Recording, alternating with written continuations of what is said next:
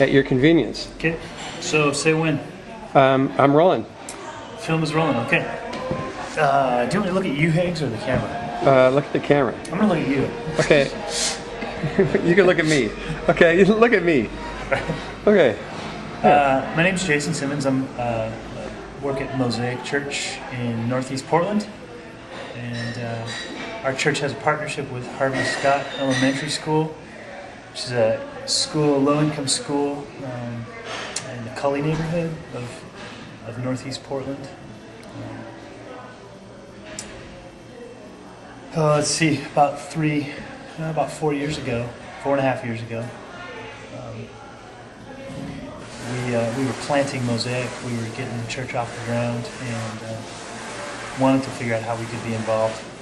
Just loving our city and just caring for different needs, meeting different needs in the city. And there was an organization that was Palau organization was running a thing called Community Care Day.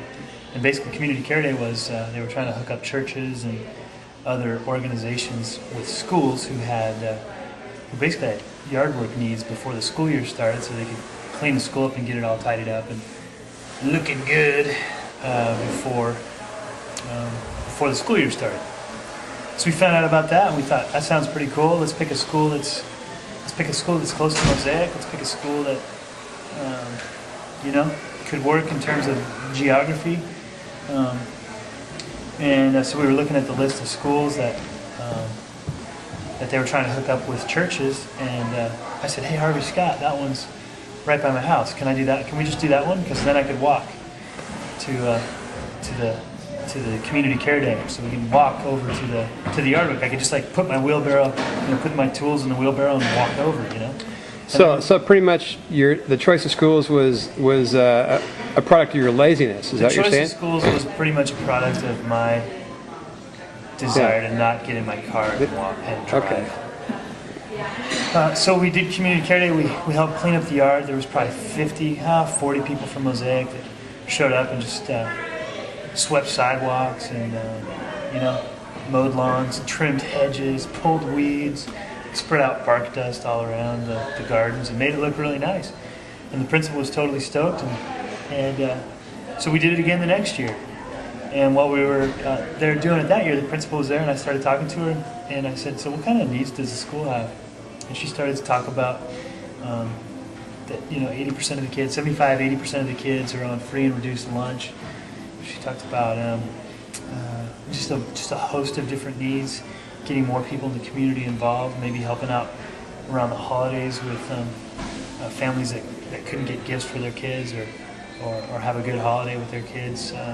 And so she started sharing these needs with me. She said we have a reading program, a smart reading program, which is designed to help kids learn to read young, to put them ahead in school. So she started telling me about all these needs, and I thought, well, that's pretty cool. We could maybe jump in and start meeting some of those needs. So that's how the relationship really started. So where's it gone since then? Yeah. What are you doing now? Currently, so after the first couple of years, we sat down. The principal and I sat down, and we just kind of laid out what could this next school year look like in terms of this is like 2004, 2005, something like that. What could the school year look like? And so we picked a couple of projects that we decided as a church community we'd sort of undertake.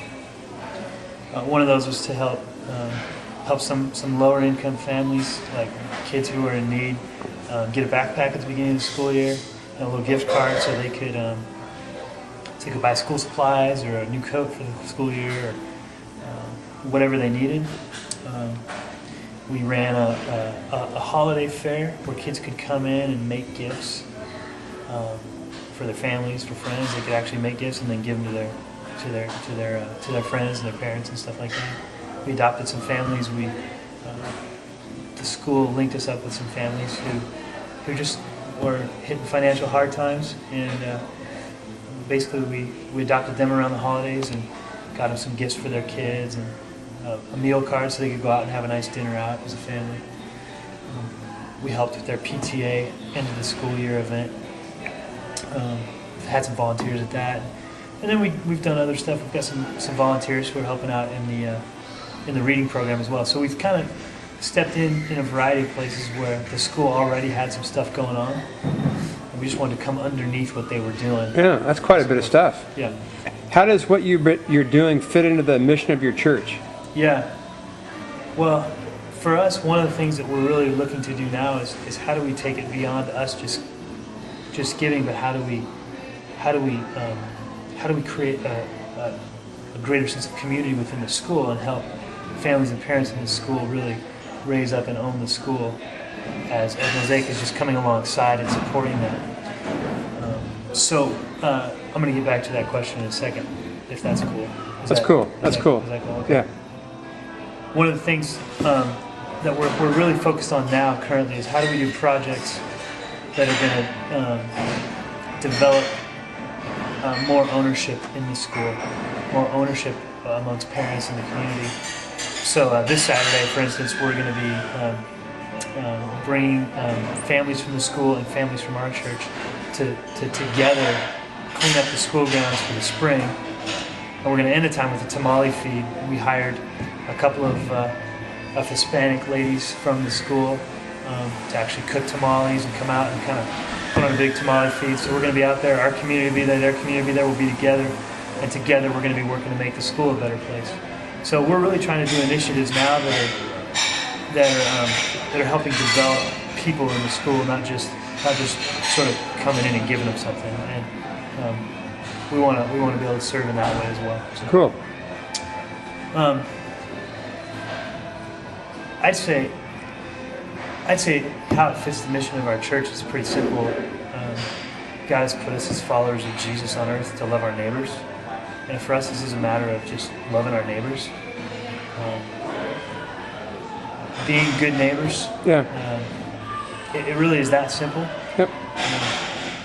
Okay, 2 more questions. Number 1, do you think it's just by chance that Stairway to Heaven is playing as we do this interview? Yeah. It's divine. Yeah. It's divine, I think. I think so. And secondly, do you think that part of the reason why you worked so well with Harvey Scott is that the original Harvey Scott also had a chin-strap beard, and perhaps you look like Harvey Scott? I think that's debated, in history. The historical account is that he had a chin-strap beard, but we've actually seen pictures, and he actually had the what's this called? It goes like this. Oh, the mutton chops. He had Yeah, the mutton connected chops with. into the mustache. Is that right? He didn't quite have the Wow. So that was a misnomer. Common, misunderstanding. That's historical impressive, though. misunderstanding, yeah. That's impressive. It must be an impressive school. Yeah. Yeah. Yeah, there's something else. Yeah. Thanks, Jason. You bet.